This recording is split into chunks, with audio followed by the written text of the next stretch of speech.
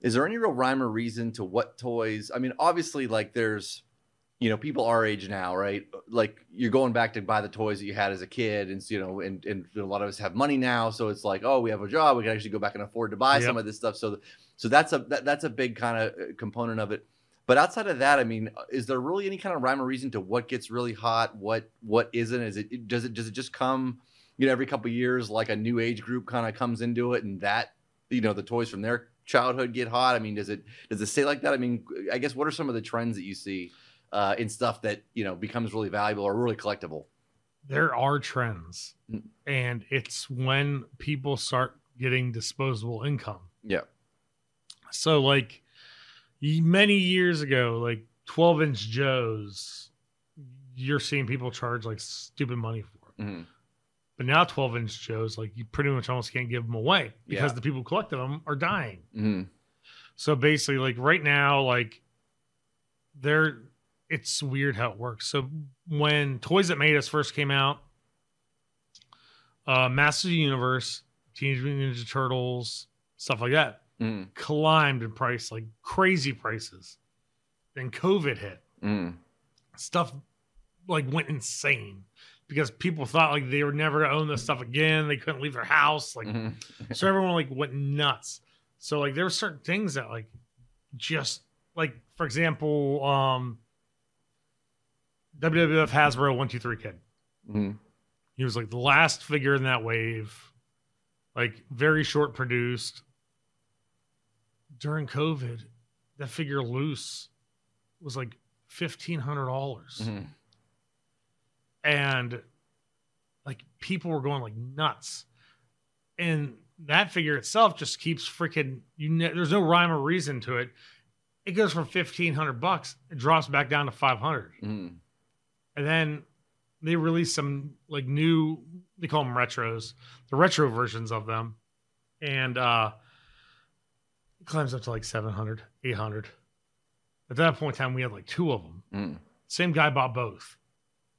And then he tried to sell them back to us. And I'm like, dude, they're like $500 a piece now.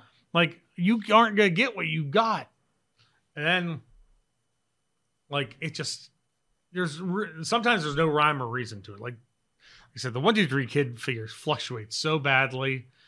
It's just, you have to, it's like the stock market. You got to know when to buy, you got to know when to sell. And like with the whole thing with disposable income too, is the fact that kids now that are getting jobs, like they're going after the stuff they had when they were a kid, like stuff that no one wanted, like the Power of the Force stuff from like the 90s. Like, we couldn't, like us toy stores couldn't give away. Now, like people were going like bananas for it, and like we sell them for like $7 a piece still. And there's like, oh, is that the short saber or the long saber? I'm like, I don't know. I'm like, it doesn't matter to me. I'm like, it's $7. But back then, that stuff was going for like stupid money. But now, like the vehicles from those waves are going for more money, but the figures are like kind of staying the same. So like, there's like no rhyme or reason to it. It's all like a gamble. Like years ago, what was it, when Kong Skull Island came out? Walmart had all those Skull Island toys. I went, they were clearance. It was like smaller sets were $2. Like the bigger, like the helicopters and boats were $3. And I think Kong was like $7. And this is like the gambler in me. I'm like, I filled up a shopping cart of anything I could grab, and I shoved it in a closet for 3 years. Then one day I go, I wonder if this crap's ain't worth anything now. About fell over because like the sets I paid $2 for were selling for like $90 now. I mean, I sat on the stuff for 3 years, and needless to say, like I ended up unloading like all of it, like over the course of like 2 to 3 months, just listing online and stuff like that. It's just there.